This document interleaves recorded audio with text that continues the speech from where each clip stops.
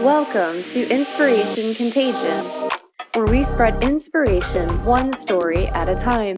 I am your host, Holly Jean Jackson. Each interview spotlights transformational business leaders, their stories, challenges, and advice for how you too can lead yourself and others through inspiration. Learn how you too can achieve peak performance, build more revenue, and lead the legacy you were meant to lead. Welcome back to Inspiration Contagion. This is episode 81 with Kimberly Carney. Kimberly is the founder and CEO of The Wires. She built her fashion platform from scratch to over 400 brands worldwide. And then she launched into beauty, home decor, and soon, before you know it, she'll be launching PawWire for the pet industry. So I'm sure that's been quite a whirlwind. Welcome, Kimberly. Thank you so much for having me. I'm super excited to be here today. Yeah, the audience, I'm sure, is going to learn lots of magic from you. So I wanted to start simply with, what makes you an inspirational leader, or what would you say is your secret sauce? I think my work ethic and my ability to do everyone's job as well as my own. And I think my team really loves the fact that if they need me or if they need me to jump in, I'm always willing to help at any time. And it's very collaborative. And that's how I lead, through a collaborative approach. And I believe that's our secret sauce to success, is an incredible team that is not only has an incredible work ethic, but just as passionate about me, about the company as I am. Yeah, that's super, super important. Collaboration, being able to wear many hats, and also finding those right fit people for your team that equally believe in the mission and vision of what you're building, which that is a very unique and special superpower to have in business. So I can definitely see that that is a powerful secret sauce and It is, and just incredibly. well, and just being that scrappy CEO, to be, because there are some CEOs just wanna lead and not get involved in the day-to-day, but when you're dealing with consumers and brands, believe they need to be just as part of your journey as your team, so being able to go in and being able to just even communicate with the brands or communicate with the community, believe they see that as being able to be very shows us as authentic and transparent in what we're delivering to our brands and consumers. I like that. Sounds like a fun name for an organization, the Scrappy CEO. I can see CEO, that taking off. It's your new my blog, nickname. Kimberly, the Scrappy CEO. Feels like a Scrappy detective CEO. show. Exactly, I like that.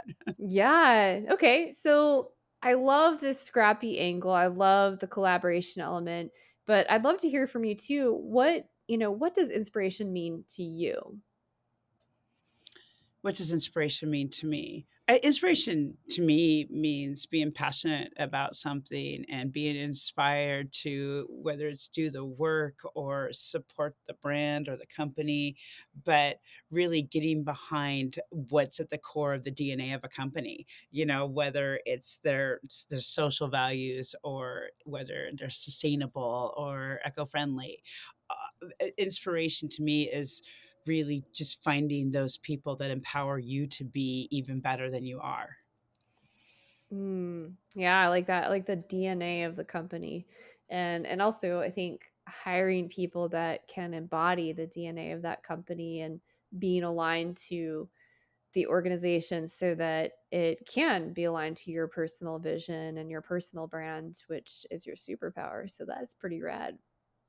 Yeah, and I think with the team, just they inspire me every day with their ability to come up with ways to continue to innovate and empower the company further. And we're really not about pushing product. We're an advocate to amplify our brands, and really seeing a team that not only gets behind that but also comes up with their own way of how we can do this is so great, where it's not just all coming from me, where my superpower with the company is strategy and being able to push forward and lead this company and also be involved, but my team is really the quarterback that drives it, every day, that really drives how we move forward and just that just going back to that collaborative, it is, it's so inspiring to see, like, we're a strong women team and we work together so well. And it's just so incredible to watch and learn from them every day. Absolutely. And I love also how you're taking this more strategic, bigger picture view of amplifying the brands versus simply pushing products. And people buy from that authenticity and what brands and companies and people that lead organizations are about. So that's really powerful and inspiring. And I love also how you're even the analogy of the quarterbacks and the Scrappy CEO and these pieces of how you guys come together. I'm sure you guys are a lot of fun to work with. We are. We were a great team. There and everyone is. We're, none of us are the same. None of us are the same background. None of us are, but we all have that background in fashion, beauty, tech, or even the pet care industry. But what we bring to the table is incredibly different, but the same. If that makes sense. It does. Yeah, you've got to bring like different superpowers together with similar aligned values so that you can march to the same orders of that vision and mission. And I think that's the sweet spot of what makes companies and teams really, really gel and create magical moments and stay inspired the long haul. So on that, I want to talk about peak performance since we're talking a lot about team and elements of inspiration. So how would you define peak performance and how did you arrive at this definition? So I just on the question, is it towards work, personal? Is it more the professional side of peak performance? Great question. I would say both because I like to take a holistic approach to this. So personally and professionally, how would you define peak performance?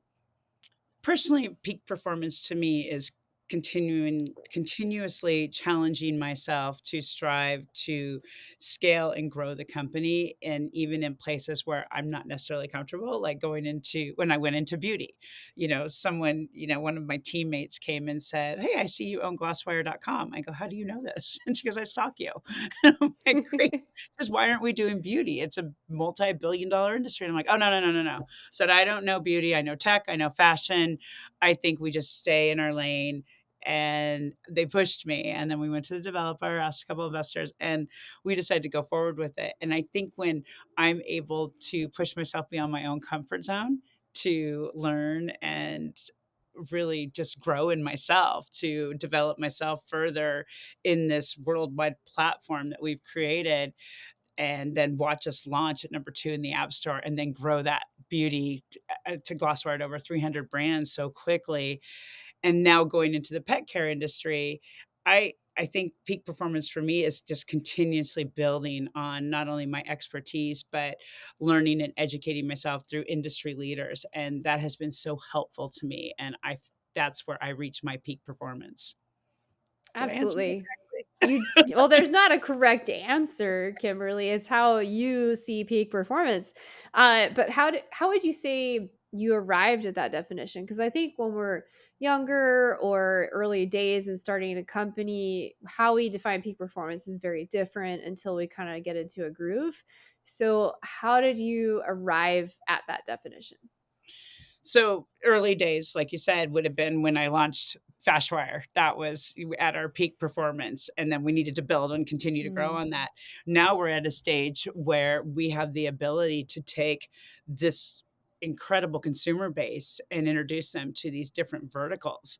And each time we continue to grow and scale, whether it's the Fashwire platform, the Glasswire platform, now going into the Costawire platform, and now going into PawWire, that to me is continuously reaching our peak performance, and then we can build and expand on that. So that's how I went there mm. with that on I peak love performance. it. I love it. So you just continue to expand and break into completely new areas, new industries, step out of the comfort zone, learn, expand, and push forward. And that's amazing. And I think that I can't wait to see what the pet industry does, paw I wires. think I it's like gonna be that. interesting. It's going to be interesting, and then after that, we have another one coming. So it's and from a professional standpoint as well, that our as long as our brands are continually to thrive on our platform and continuously grow and happy with what we're providing, because we're like this incubator, with our pitch competitions and the ability where they can not only win money, but they could get covered by the press. We have so much to offer from a multi-brand marketing platform like this, that being able to help our brands as well, especially the emerging ones, because it's so tough right now. Yeah, yeah. Well, also you have a fan right here. He's sleeping. Charleston Cooper, my fur baby, is super excited for that to be successful because he wants to help launch some of these brands and be a brand ambassador. Just putting that out there. We love that. Well, we'd like to get them on our Instagram. Do you He's think we so could get funny. some reels? Do you think we could get some reels? Ooh, we'll have to play with that. I like that. That should be fun. Okay, so as you started with the first organization, you expanded into beauty outside of the comfort zone. Now we're getting to the pet industry. What were some of the challenges and obstacles that you faced along the journey to reaching peak performance and how you define that today?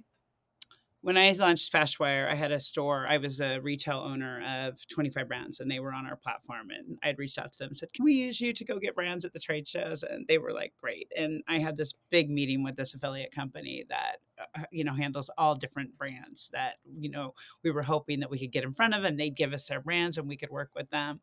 I went and had a big meeting, and they all said, "Oh, great idea, but you're never going to get brands." Mm. And I said, "Well, we're small right now, but this is a really great platform, and it's not just fashion, it's tech." "Oh, it's just fashion." It was really condescending, right? And I'm like, "All right." In my mind, I'm like, "Well, I come from .com." And I remember my marketing budget was 0. And I thought, "Well, we're gonna just go hit the trade shows, and we'll just go." We used to cold call, we'll go walk the booths, and we did that, and that's how we grew our brand base. And in 2020, we had about 2,000 brands right before the pandemic, 200,000 brands right before the pandemic. And when retail shut down, our concept really proved its value, and all the brands that had said no jumped on, including that affiliate company came back and said, "Hey, we'll work with you now." And I'm like, "We don't have to pay for it." So, no, sorry, but thank you. um, so that was a challenge on the fashion side. And launching beauty was pretty seamless. We reached out to the brands. It was pretty easy in the pandemic to go out to brands via Instagram. Everybody was online. We did launch CastleWire as a beta. We learned our lesson with furniture in the sense that the consumer, if you go and buy a couch, you're not going to go and buy one tomorrow, right? So it's not that immediate swipe left, swipe right, and really giving that data back. So we're revamping CostWire now to go to a B2B angle through the interior designers. So Mm. not learning what works and what doesn't work. And I thought that decor was a no-brainer, but it really wasn't, because people are very particular about what they buy, but they necessarily don't have that instant gratification like you do with beauty and fashion of, shopping right away and buying, because the price points are much higher in the furniture market. So learning what works and what doesn't work is always a challenge, but I've also really where I excel is I'm not afraid to pivot, and I'm not afraid to take a step back to move forward. And that is what also continues to help us be successful. Um, and when we do have to, like Costawire, when I took it off the App Store, my messaging was clear. It was just like, wow, we tested this out, and we now know we have to go in a different direction. So we'll be back in Q4. Stay tuned. And we're really close to being able to have a whole new vision with CastleWire that will come out in December. So it's exciting. I love that. And I think another angle that could be interesting with Costwire would be real estate because they have to, set up and stage platforms and whatnot. So, and the stage the houses and whatnot. So that could be a really interesting one for commercial and residential in addition to those Great interior. idea. Great Yeah, idea. I've worked with a lot of real estate agents, and they're like, "Yeah, the staging process." And it's interesting you bring up the delay in furniture too, because I've talked to a lot of people recently who are moving, and they'll order a couch, and it takes like 6 weeks to arrive. So there's such delayed gratification. And you're right. Even I have a friend who's moving, and he hired a friend to help him design the new space. So I think I know for sure once you work with interior design and even real estate staging companies, that's going to take off. Even Airbnbs could be good too because they need help like facilitating staging rooms for optimizing that as well. But and yeah, I love how when you said that the person they were like, "Oh, this isn't going to take off." You're like, "Well, great. I will just show you how this works." I have the same attitude, Kimberly, and I love it when people tell me that's not going to work. So I'm like, "Let me show you." And then I will show you in a year or 6 months from now, we're crushing it and you're going to regret that decision. Exactly. Exactly. And, it was just even, we've raised money with the company as well, and I've stayed with private angel investors, which, a lot of people have different opinions on should you go with VC, should you do it angel investors, and, in the beginning, when I tried to talk to the VCs, it was the same thing. And so I found individuals in the tech industry who could understand it and understand our vision because it hadn't been done before. And when something hasn't been done before, an entrepreneur has an idea and you believe in it and you know it could be successful. But executing it is important, but you need funding, you need strategic advisors. You need people who believe in it like you do, just like my team. They have to believe in what you're doing, or I just don't. I think it's a waste of your time. Yeah. And really, once I went to the angel investors and found the right network, it was easy. It was. And I will never say raising money is easy, but it came easier Yeah. to be able to talk to individuals of high net worth and just say, here's what we're doing, here's where we're going, here's what we've done, and here's what we built. And trying to explain that to a VC that doesn't want to tear it all apart, that's where it was very challenging. Because if you don't have revenue, the VCs, don't want it, or they want to take a bigger chunk. So it's that's one of the things a lot of entrepreneurs will say to me, and even some of our brands, they'll ask me like, how do you do it with funding or whatnot? And I'm not knocking the VC world because I think it's brilliant when you get to those later stages. You sometimes need them to be able to scale to that next level, was whether it's acquisition or IPO. But in your early stages, getting the right angels in front of so you can at least retain your ownership. I think that's so important as an entrepreneur, and that's not easy to do. But if you navigate it strategically and align yourself with the right people who share your core values, then you can only have success. Yeah, absolutely. And it's a good point too, because especially with the platform you're building, there's such an important element of that authenticity and keeping those values at the core that when you end up selling shares and pieces of that, you lose focus on the vision because there's too many other kitchen cooks in the kitchen, so to speak. So I think that however you can get funding with people that are aligned to that and you can keep the vision and mission going, like that's the way to go. And I think it's a really, I'm going to repeat, scrappy idea to keep things going, but also authentic to what you're actually trying to develop.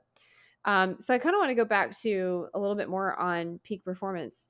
Uh, how have you created a culture of peak performance with your team? I've given them the autonomy to do their jobs. I don't micromanage them. I let them run their departments and let them run their jobs and their roles in the company, and they do it so well. And they know I'm here if they need me. Sometimes I'll get the text late at night, sometimes I'll get it early in the morning, but they know I'm here if they need me. But I give them the autonomy to run their departments, whether it's beauty, fashion, we've got brand partnerships we have to oversee, we've got business development, and I let them create their roles and what they think they should bring to the table to facilitate our success. And they love that. They feel empowered, they feel like they're a leader in the company, and they really enjoy their jobs. They don't have a clock in time. They're full time, but whether they start at 6, 8, 10, as long as they're doing their jobs and being successful, I trust them. And giving people trust is so important. So important. And sometimes you get burned by giving people trust, and I have, but I also protect myself in the event that that happens. But at the same time, you have to believe in your employees. You have to believe in their success and their ability to do the work, or don't hire them.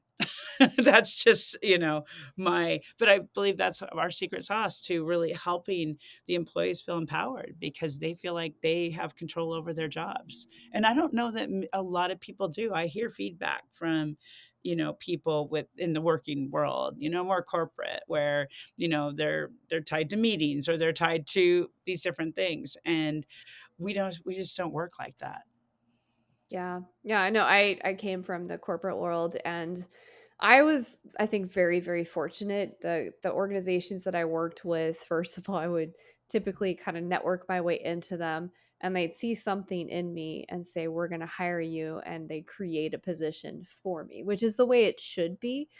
And so, what I love about how you're creating that peak performance is you're allowing your employees to come in, and then you're allowing them to create their roles. And that's the key secret sauce to companies that thrive and have amazing teams and optimize their peak performance is they hire for the gaps that they have, but they also allow their employees to optimize the role of what they're doing. They don't say you have to do it this way. They say this is how I do it. If you have ideas for improving this and doing it better, go for it. Like why not? I want you to be successful. And they ask questions as they interview and bring people in. What is your superpower? Like what would you be most excited to contribute to help us grow this organization, this nonprofit, this mission? And that's something that's missing in the interview process, whether it's entrepreneurs, business owners, corporate America. A lot of people don't see that, and they micromanage. They kind of force people, square peg into a round hole for these positions that simply aren't aligned. And that's a missed opportunity for everyone, and nobody wins in that I think I situation. lost So you. that's really Yeah. powerful secret sauce. I lost you there for a minute. It froze. Oh, okay. It was good stuff, Kimberly. Just trust me on that. All good. Uh, so I wanted to ask you, since you're talking about the importance of autonomy, you shared the importance of aligning superpowers for your employees so they're successful. How important would you say the employee experience is for peak performance at your organization? I think it's super important. Employees need to feel they're valued. They need to feel that they're contributing, and peak performance wouldn't exist without happy employees. I mean, they are so I keeping the employees happy and helping them grow in their roles and helping them grow to bigger roles in the company, that I think is key to peak performance with employees. Absolutely. Yeah. If you don't have happy, invested employees that are thriving and growing professionally, they will leave. You'll have high turnover, but also, more importantly, it negatively impacts your customer and partner experience, which is Yes. so, so crucial. So And crucial. yeah, and so that brings me to my next question. Kimberly, how have you optimized your customer experience for, having that amazing experience for the brands as well as their customers? Development is key to that, and we've personalized our apps, we've added AI, we're working on AR right now, but really building that consumer experience through, like, our swipe technology is really powerful. We get hundreds of thousands of swipes per month. The consumer really loves to have a say in what they're purchasing and being able to give that feedback to the brands, because for us, the brands receiving that feedback helps them make better production decisions, and in turn creates conversion and full price sell through. And for the consumer, just that interactive, seamless experience to be able to go in and discover brands around the world. Like if you want to shop today in Paris, you can, or you can go over to Germany tomorrow or shop in the US. I think that's what's so great about our app. It's global. And not only do you have global brands, but you have global consumers that are all working together as this community to help make better product decisions. I love that. That's so cool. I feel tempted. I feel like everybody listening is gonna be like, wait, I want to go shopping in Paris. And then let me just swipe over to Germany and check that out, see what's happening on the Germany fashion or beauty side of things. That's amazing experience. And I would say that consumer experience has never been more important than it is today. Oh, absolutely. People are buying from missions and visions and things like sustainable growth and saving the planet and things that really matter. And so your messaging matters around how you're supporting brands, how you're supporting consumer experience. And I love that your platform is doing that in a way that supports what the consumers are voting for. And building that community, because not only do we have our own social feed where the brands can post and the consumers can go and see what their latest product collections are, or we do these fast talks or beauty talks on the brand, and so they can get to know the person behind the brand. And the consumer is it's really important to them, like what are the brand's values, what is their DNA, like who do they support on a nonprofit level, who are they socially, ethically. It's so important to the consumer now. Whatever their preferences and whatever is meaningful to them, it matters. And as employers and as companies and as platforms, we have to be about the consumer because they're driving the world right now. Absolutely. And it's really interesting, this kind of a tangent, but important, I believe, is companies and organizations that are openly sharing like philanthropic causes that they're supporting, charities, nonprofits that they're aligned to, causes that they support, values that are important. Consumers have never cared more about this than today. And that's only going to grow over time. Companies that are about doing good in the environment, sustainability, clean products, supporting communities in third world countries, bringing clean water to, remote communities, bringing education to poorer countries.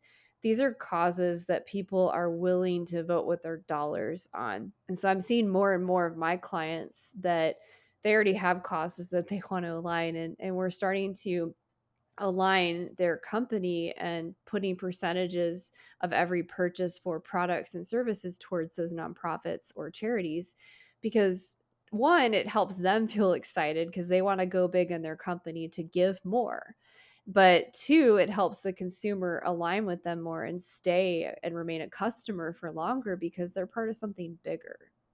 Well, and our consumer is built on philanthropic causes because every month we do a dollar download to a philanthropic cause.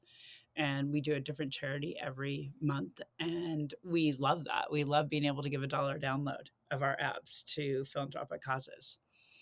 Yeah. And that's what sells these days because people buy from causes. They buy from things that they're authentically aligned to, and people are voting with their dollars in very different ways than they have historically. So that's why I'm really excited to have you and your company here, because you guys are walking the talk of going big but giving really big. So that's exciting. I want to shift, and we're going to talk about, since we're going to talk about going big, talk about money. Our You got to, money, yeah, have revenue to be able to give more and get cash is those king. downloads. Exactly. So, are there any examples of where in the past perhaps you've left money on the table? And if so, what did you do to fix it?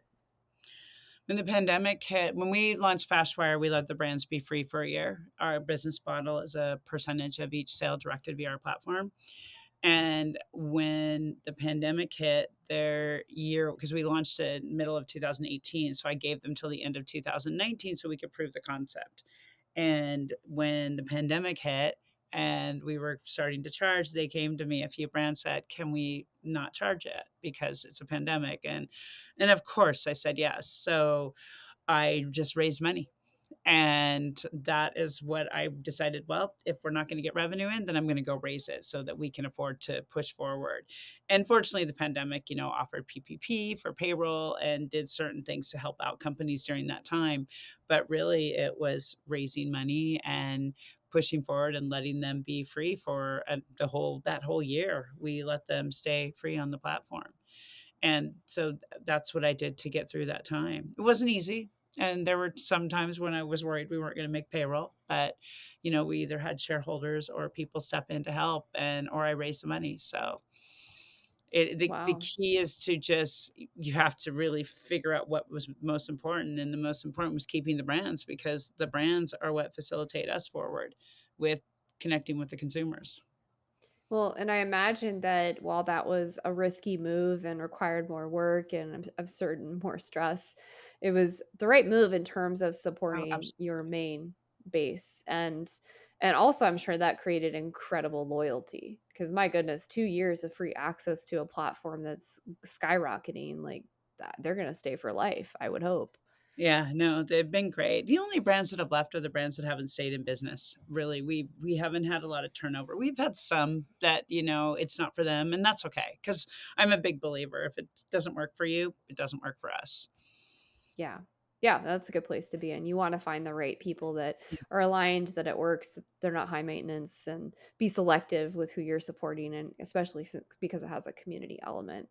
absolutely.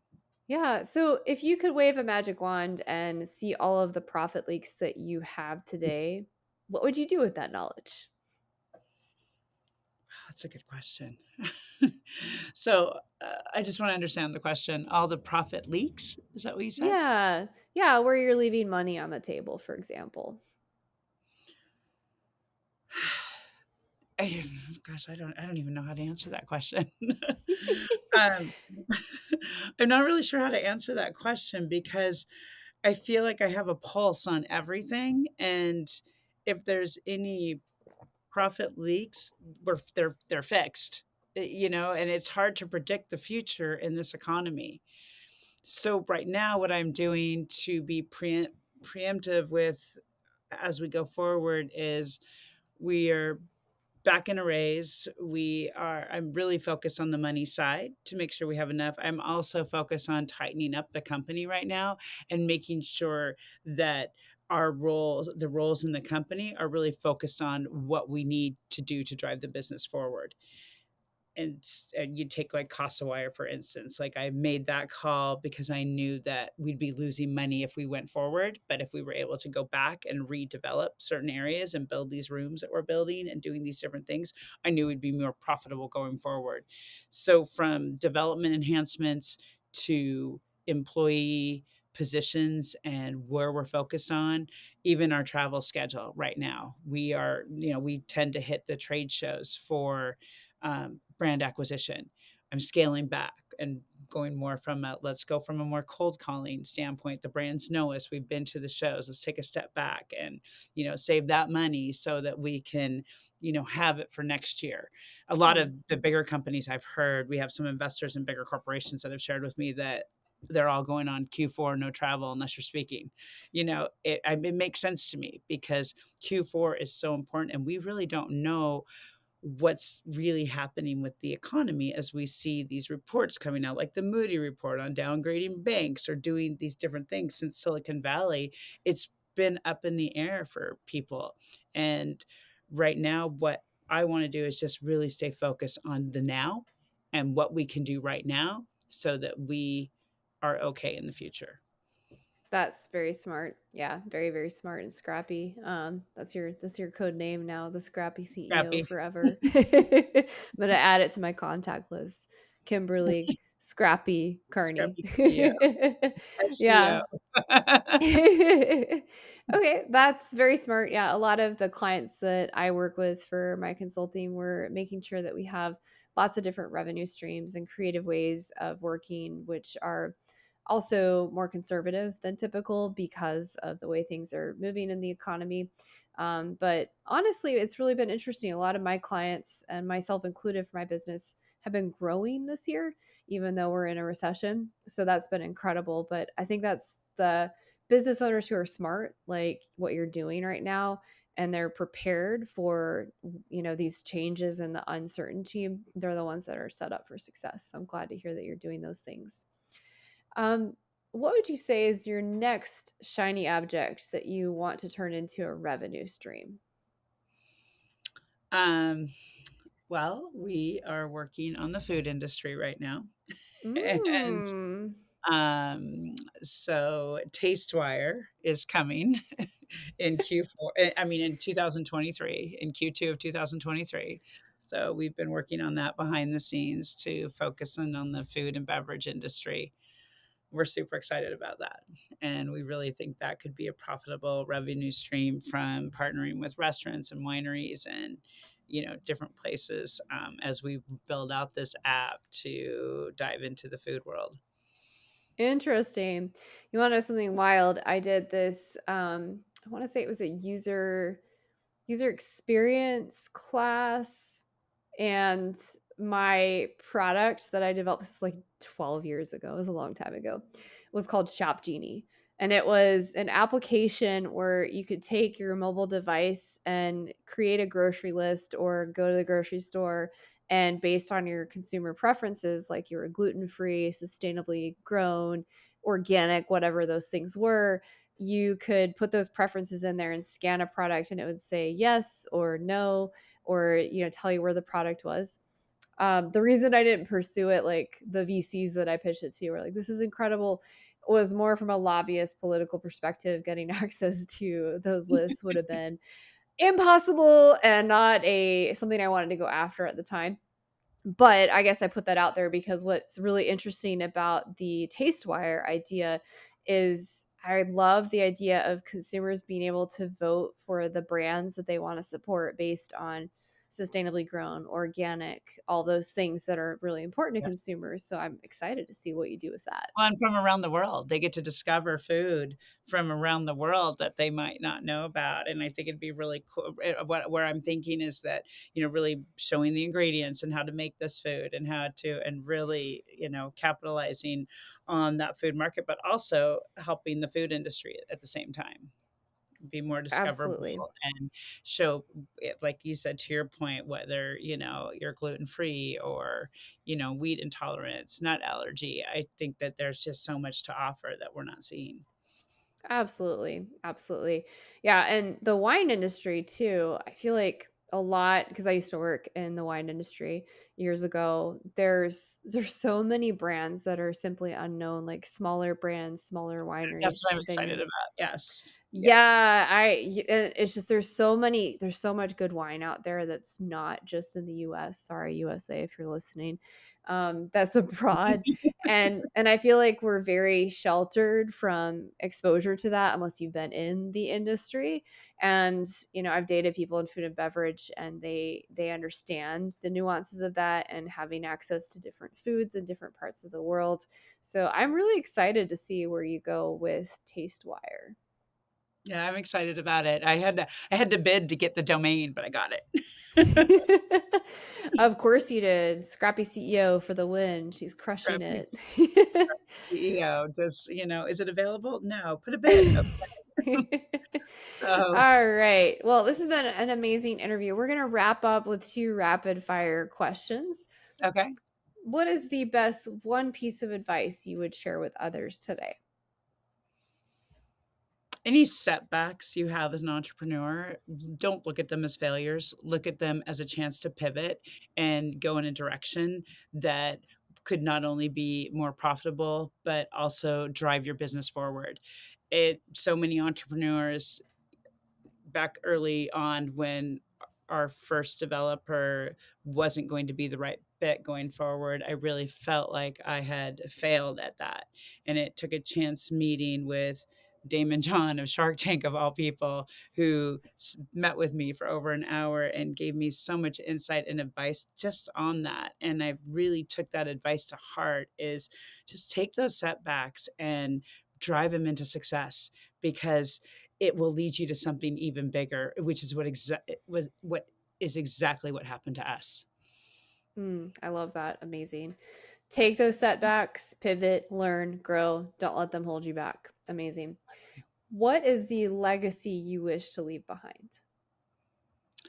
To make an impact for to make an impact personally, to make an impact in the philanthropic world, make an impact for our brands and for my team Beautiful. and the business, of course. Of course, of course. Amazing. Well, thank you so much, Kimberly. To follow Kimberly, I will have all of their contact information for social media. You can also go to fashwire.com. That's FASHWIRE.com. Please check that out. And any other links we'll actually have in the show notes for YouTube, as well as any of their favorite podcast players. And with that, thank you so much, Kimberly. And thank you so much for having me. This has been wonderful. You are so welcome. Thank you for joining the show today. I hope you were inspired. More importantly, I hope you take action. If the show inspired you, I ask that you subscribe and share it with your network. Let's spread inspiration together today.